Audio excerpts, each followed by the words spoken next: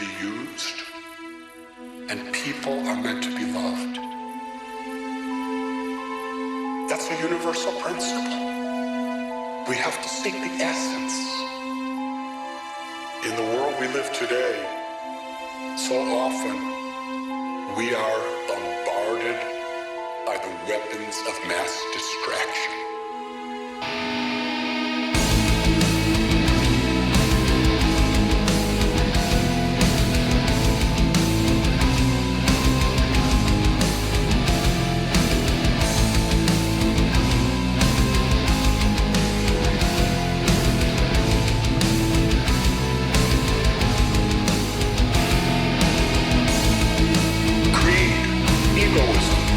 Selfishness. This is what we were revolting against. Prejudice. If I really want to make a difference in the world, I have to find a spiritual foundation for myself. What is real wisdom? What is true knowledge? What is actual education? It's not simply about storing masses of data in our brain.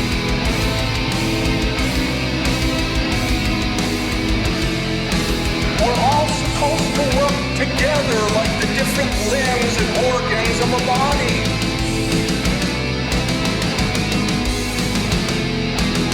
And if we're all serving the whole of the body, then we have a healthy society. We need a liver, we need a heart, we need legs. It's not that one part of the body thinks I'm better than you. Everyone is respecting and honoring the work of another.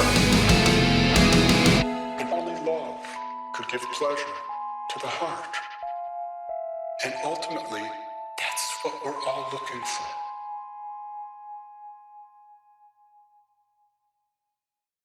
Z Andrejem sem se spoznal leta 2004.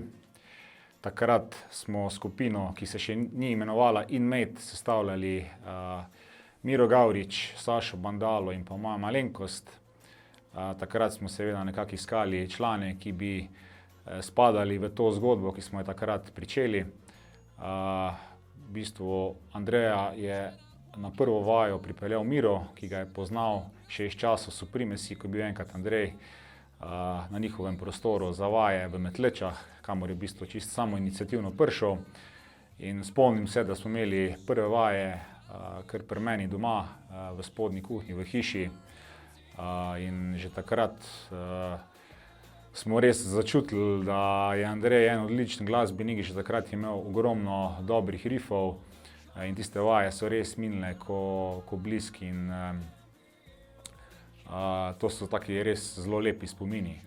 Ampak takrat je Andrej nama dal jasno z Mirotom vedeti, da on deluje v bendu Astris in da nekako ne želi še igrati v enem bendu, kar smo mi takrat z Mirotom čist sprejela in enostavno iskala člane naprej.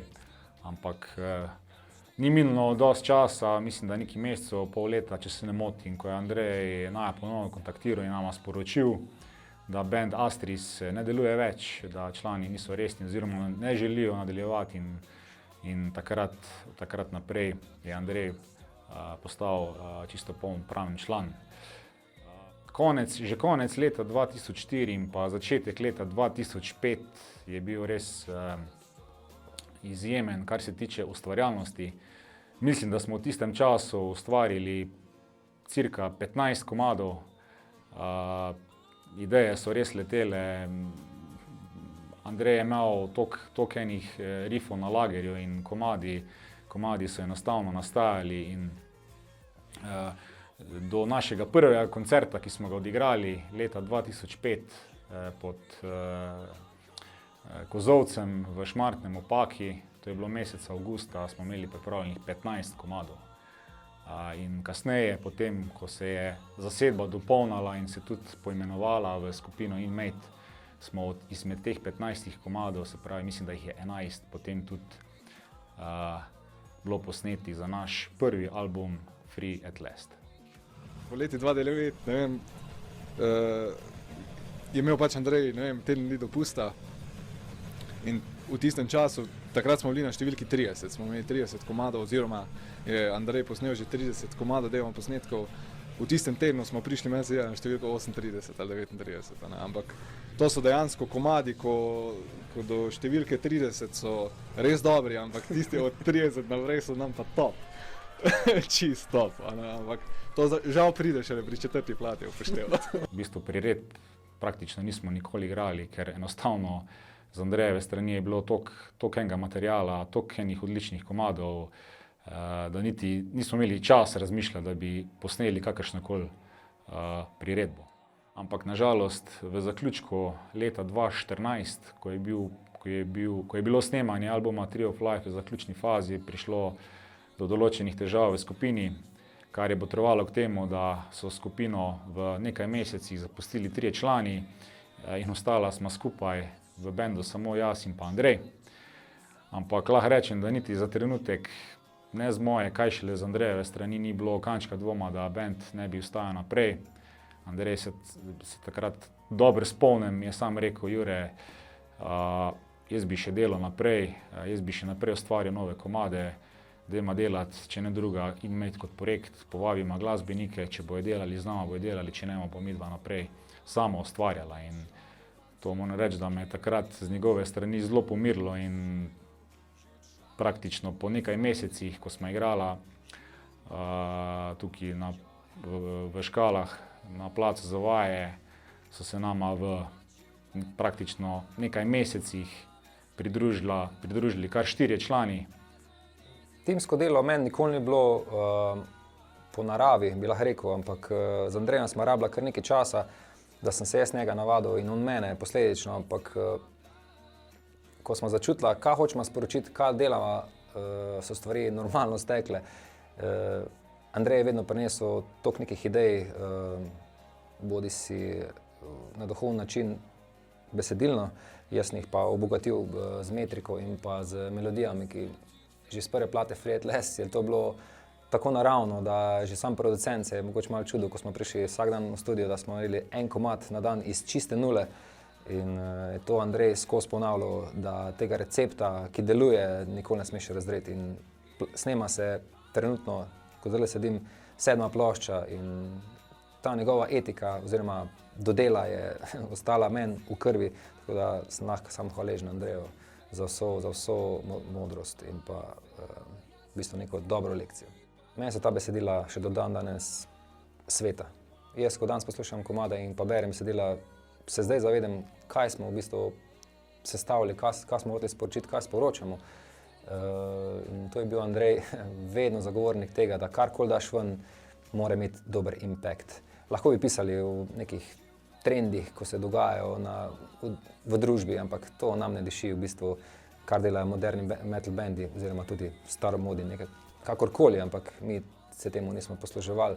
V bistvu pišemo še vedno v nekih pozitivnih stvareh in pa v nekem self-careu, ki je zelo, zelo, zelo priporočljiv in pa bi bilo fajn, da ljudje tudi danes poslušajo besedila in pa jih berejo. Po eni strani, da jih razumejo, tako da Andrej je bil okoli tega zelo, zelo natančen in jaz bom rekel, da sem trenutno obuč čevlje številko 52 in pa ta njegova prisotnost pri besedilih v vsakem, kakorkoli bom obrnil, bo za mene težka naloga, ampak jaz mislim, da smo 6 plat, v 6 platah me je marsikaj naučil. Naš pristop je bil vedno tak pri Inmate, da nam je pomembno, kaj besedila sporočajo, zato ker besedila ful vplivajo na poslušalca, vplivajo na družbo.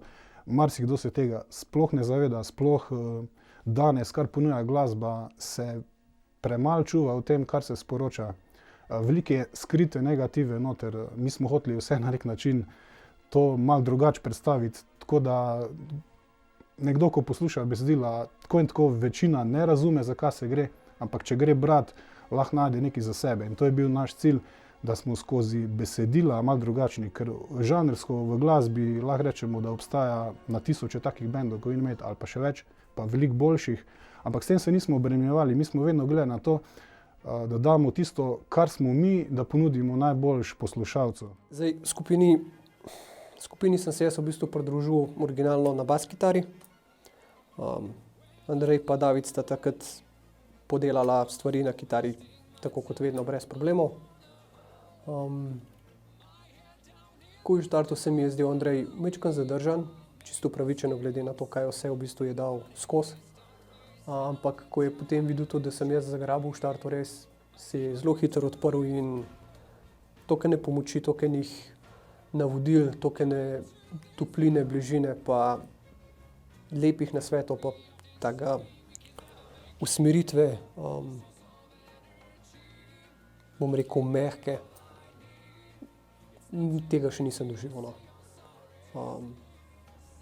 Zelo je bil dosleden, zelo je bil natančen, spremljal me je, gledal je, kadarkoli kaj videl, da mi je lahko pomagal, mi je pomagal. Tako da res je bilo fenomenalno delati z njim. Po obdobju albuma Anartas, to je bilo leta 2020, nas je Andrej obvestil, da se z družino seli v Avstrijo zaradi službe. To nam je že tudi večkrat omenil, da išče priložnost, še posebej zaradi dejstva, ker Andrej odlično obvlada nemščino.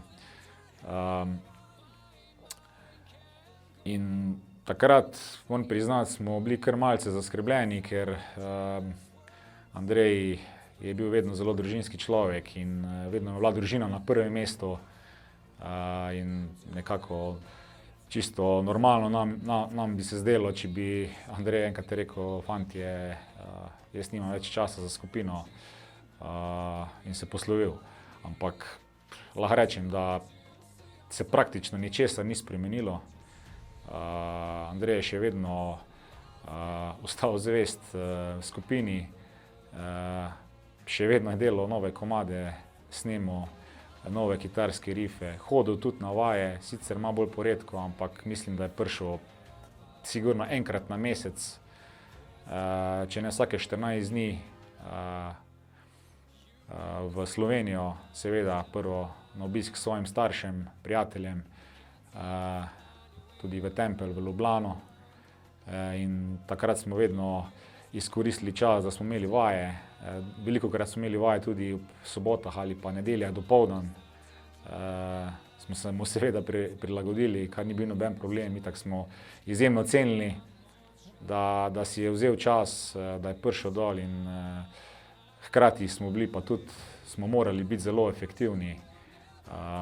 Bilo malce manj časa za neke vsakdanje pogovore, ampak smo res bili efektivni in tudi veliko naredili. No. Se spomnim, pred Max klubom leta in leta nazaj je imel Andrej Golfa 4, ki je bil še na kasete. In me je enkrat Andrej povabil, da je Marč, prid v avto, ti mi nekaj pokazal. In mi je pokazal kaseto, posneto gor nekih starih njegovih rifov in je bil popolnoma navdušen. Čist je bil izven sebe, Marč, to švasa, to moramo narediti, to je ful dober. In meni je bilo že takrat smilo, da Andrej je kipel kot kvas pa voda skupaj, je kar kipel od idej in s takim človekom delati je super. Andrej je prišel v bistvu vedno prvi na plac, pa zadnji šel. Ko smo prišli na plac, je Mesa Bugi švasal, je bilo glasno. Ko smo šli, je on švasal, on je hotel samo igrati. Sam gremo še, drill. In to bi mogel imeti vsak v krvi. Razumem, da to mogoče postane neka rutina, ampak brez dela, brez tega ne gre. In Andrej je prenesel inmate in to je še vedno ostalo ta zanos do dela. In jaz upam reči, da 7. plata ne bo zadnja, niti 8. ne bo zadnja. In jaz bom probal njegov flame nositi še naprej, kljub temu, da ga imam vsak koncert na majici gor natisnjen. In iskreno povedano, Andrej, težko je brez tebe, ampak hvala ti za vse. Ker mislim, da smo edina skupina v Sloveniji, ena izmed redkih skupin, metal skupin, ki dela. In to je Andrej konstantno ponavljal, da treba je delati. Brez dela ne nastane nič. Tudi jaz ne maram nekega jamranja, gostobesedanja, jaz rad delam in pa ustvarjam. Hvala, Andrej. Karkoli hočemo doseči, je treba eno stvar narediti, treba je delati. To je edini način, torej skozi delo pride do rezultatov. Marsikdo ni pripravljen plačati cene, marsikdo nima interesa, marsikdo se noče truditi, ampak takrat se res vidi, kdo hoče pa kdo noče. Ena stvar je tudi, mi med sabo smo si totalno različni. Jure je čisto drugačen kot jaz sem čisto drugačen kot Marko, Marko je čisto drugačen kot Alex. Vsi smo nek unikat, vsi smo odlični, ampak skupaj lahko delujemo, samo če imamo en skupen cilj. To pomeni, če vsi vemo, kaj hočemo, ker tako kot na roki, vsak prst je drugačen, ampak skupaj je pa pest. To pomeni, skupaj lahko sam nekaj dosežemo s skupnim ciljem. Zato se je treba tudi pogovarjati, kakšne ima kdo cilje, kak kdo želi, kak kdo pripravljen, ker ni tudi vsak za vse. En je za neki, en ni za neki. Najslabše je, da se koga sili. To govorim iz čisto enih takih izkušenj iz 12 let. Dejstvo je, da mene osebno pa Andreja ni povezovala samo glasba. Predvsem je bil Andrej res en velik prijatelj. Nikoli ne bom pozabil, še v času, ko sem študiral v Ljubljani, me je dostikrat po vajah, ko smo igrali v Šmartnem ob Paki, samoiniciativno peljal v Ljubljano, v moje stanovanje. Vem, da sem takrat še denarja za bencin ni hotel. In to pa enostavno zato, da smo se lahko tisto urco peljala z njegovim golfom in predvsem poslušala in pa debatirala ob glasbi. No. To so res nepozabni trenutki, tudi na samih vajah. Je poleg seveda igranja, preigravanja, ogromno riffov, smo imeli z Andrejem nešteto debat o skupinah, o njihovih nastopih, o riffih, o opremi. In tukaj to je bil res en velik užitek z njim razglabljati o teh stvarih, ker enostavno je res živel za to glasbo in to se mi zdi, da bom res zelo pogrešal. Pri pisanju zadnje plate, Let the Dead Bury Their Dead, je tako kot vedno pač ogromno stvari pač pisal Andrej. Originalno jaz sem vedno pač igral kitaro, tako da takrat sem si čist zaradi svojega gušta sem si kupil 8-strunsko kitaro, kjer je bila situacija taka, da sem imel odličen izgovor, da to lahko naredim. In zelo hitro po izidu plošče, se mi zdi, da v roku parih mesecev se je Andrej v bistvu začel zelo ogrevati za to, da bi imeli tri kitare v skupini. Bilo je ogromno pogovorov okoli tega, bilo je ogromno vprašanj, kar se tiče zvočne slike, kar se tiče delitve delov komadov, kako se bo igral, kaj to pomeni, če v bistvu se v to, bom rekel, ne enačbo, ampak v ta komplet David pa Andrej, da se vmeša potem še ena neznanka, ampak Andrej res ni popustil in smo potem v bistvu kar nekaj časa porabili, se trudili, probavali različne stvari, da smo nekako to izpeljali. Smo tudi nekaj koncertov odigrali na ta način in se mi zdi, da je definitivno bilo nekaj fenomenalnega. Biti del tega, pa tudi slišati, kako se v bistvu je zvočna slika potem razvijala naprej. Je pa potem po turneji Ektomorf nekako sem dobil občutek, da je Andrej mogoče ne hotel nehati pisati glasbo, ampak da se je hotel majčkeno umakniti aktivno in prepustiti bolj vajeti in Davidu in meni. Ker je po tistem, bom rekel, njegovem načinu pomalem premikal naprej meje. Na ta način, da v bistvu smo bili potem nekako že skoraj nedogovorjeni, da bi v bistvu on prevzel bas od mene, pa bolj bas igral v živo pa na vajah, kot pa potem kot pa kitaro. Glasbo sem zmeraj rad pisal, ogromno sem se naučil od njega. Način pisanja je bil meni glih toliko drugačen, da je bilo v vsakem komadu en bombonček, ena stvar ekstra za naučiti. Je pa tako, kar je Marko rekel, zdaj, ko Andreja nismo si res nadali ogromne čevlje, tako da upam samo, da karkoli bomo ustvarjali, da bo lahko Andrej v ponos.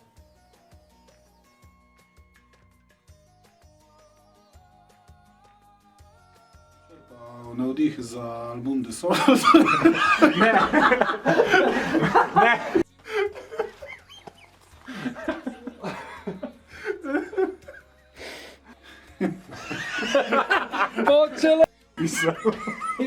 Mi smo zaključili danes lega.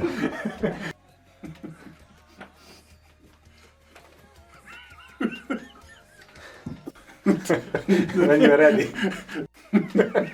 Dej, čakaj, malo sem da sestko.